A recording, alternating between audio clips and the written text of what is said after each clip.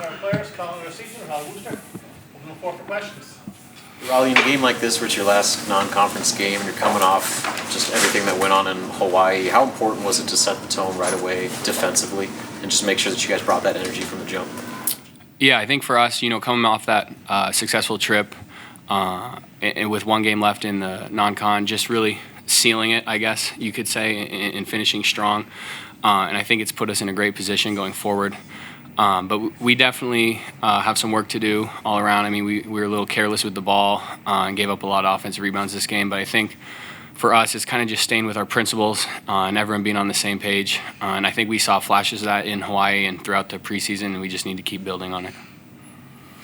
Is there a point that like you're feeling it on a night like this, or does that just come as the game goes? Honestly, it just comes as the game, comes to me. We did a really good job passing the ball. There was a couple of turnovers too. I myself had 3, and that needs to change. But just kind of playing in the flow. We knew they were going to be in a lot of different type of zones, and that does help as a shooter. But when you got guys like Raleigh, right here, they do a good job. Finding guys like me, it works together. What do you have to do as the point guard when Southern's changing up its defense throughout the game? What's that adjustment like for you?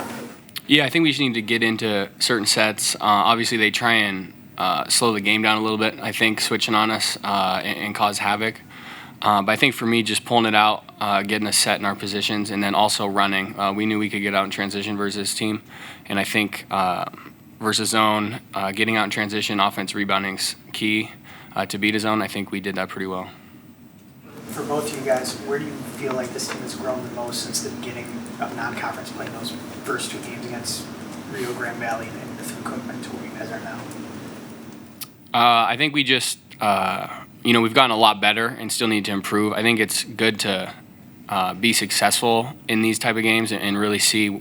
It's better to learn from a win, as Coach always says, but I think for us, again, just building on what we've done and looking back, we're a lot better team, especially defensively, and we need to keep just improving on that. Conor Gavin hadn't scored a point in a game in almost a month. He's got 8 points in 4 minutes tonight. How important was that for his confidence, and how good was it to see him kind of take the lid off a little bit?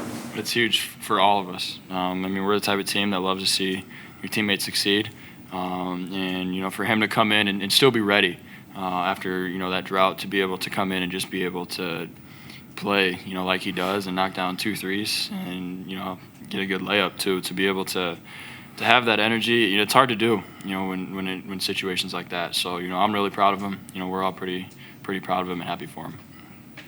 Raleigh, we didn't talk to you guys since you won the tournament in Hawaii. How did you see that help you guys come together, just that experience out there and what you got done as you head into conference play? Yeah, I think any game or tournament like that is big, especially in the preseason, to see where your team's at and have a chance to win a championship. You don't have a lot of those opportunities. And so I think for us, we just wanted to go down there and handle business. It was a business trip. But I think, getting back from a long trip like that, and obviously the time change and everything, taking care of your body was key, and making sure everyone's locked in for this game and going forward. And I think we're doing a good job of that. Who was the best and worst surfer? I think the guy next to me was not great on the board, but we didn't really surf. We just kind of paddled out. The ocean felt great, though, I would say, but we have some funny videos of that. So. Hey, Conor, you're one of the few guys that has been through the Big Ten grind. You're starting next week, 18 straight league games.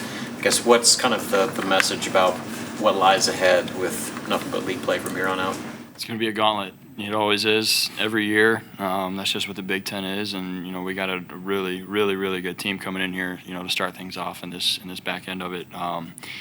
You just got to be able to, like Raleigh talks about, taking care of your body, making sure you're doing the little things every day to make sure that you feel good. Because if you don't, it's going to hurt and you're going to pay for it. So, just being able to do the little things right and, make sure that you're taking care of yourself. And, we do a pretty good job of that. And I feel like, so, the longevity is a big part in this.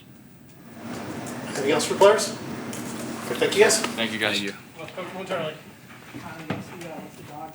Harley.